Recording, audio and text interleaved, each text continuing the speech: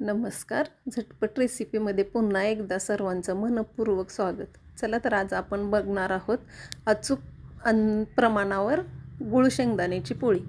गुळ शेंगदाण्याची पोळी आपण एरवी पण बनवतोच, पण प्रमाण माहीत नसतं.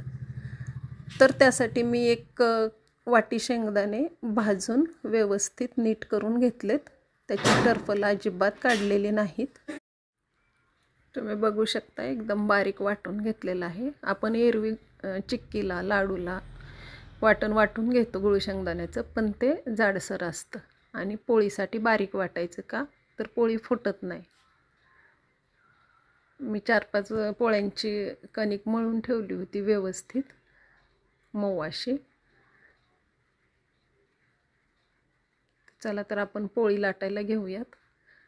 त्याचं ते वरचं हे करताना स्टफिंग करताना त्याला आतून पीठ लावून घ्यायचं, म्हणजे आतलं सारण व्यवस्थित पसरतं. नाही तर कणकेला चिटकून बसतं आणि एका बाजूला जातं, कुठं नाही जात आतून.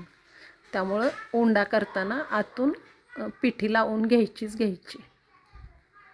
बघा, तुम्ही बघू शकताय आतलं मिश्रण पण सर्व पसरलेलं आहे व्यवस्थित.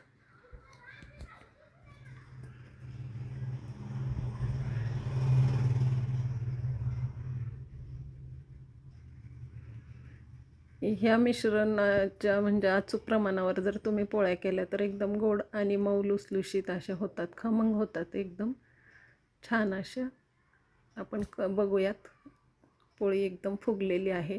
जसं की मी सांगितलं की उंड्याला आतून उरडं पीठ लावून घ्यायचं आणि मगच त्यात सारण भरायचं. तसं केलं तरच सगळं आतलं सारण चारी बाजूला पसरतं, नाहीतर कुणीकडे जातं कुणीकडे राहतं आणि पोळीबरोबर होत नाही.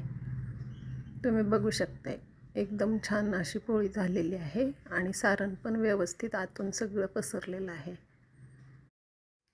अशाच बाकीच्या पण करून घेऊयात. जसे मी 3-4 केलेल्या आहेत.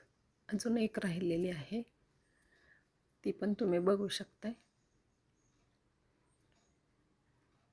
मी 4 ते 5 पोळ्या करणार होते.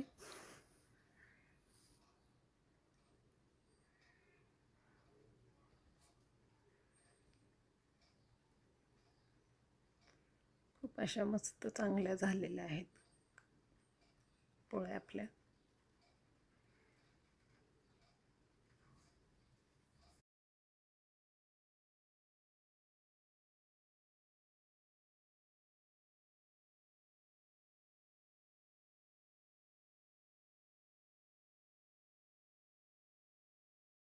चला तर मग पोळ्या झालेलेच आहेत करून. आता खरपूस रंगावर एक राहिलेली ती पण भाजलेली आहे. तुम्ही बघू शकताय खूप छान पोळ्या झाल्यात. आणि 1 वाटी शेंगदाणे आणि 1 वाटी गुळात 10 ते 12 पोळ्या होतात. त्यातल्या मी 4-5 केलेल्या आहेत. आणि उरलेलं जे मिश्रण आहे ते तुम्ही फ्रीजमध्ये बी ठेवून देऊ शकताय. आणि अशाच माझ्या नवनवीन रेसिपींसाठी ज्या अचूक प्रमाणात असतात त्याच्यासाठी त्या बघत जावा. माझ्या चॅनलला लाईक सबस्क्राईब करत जावा. तोपर्यंत थँक्यू.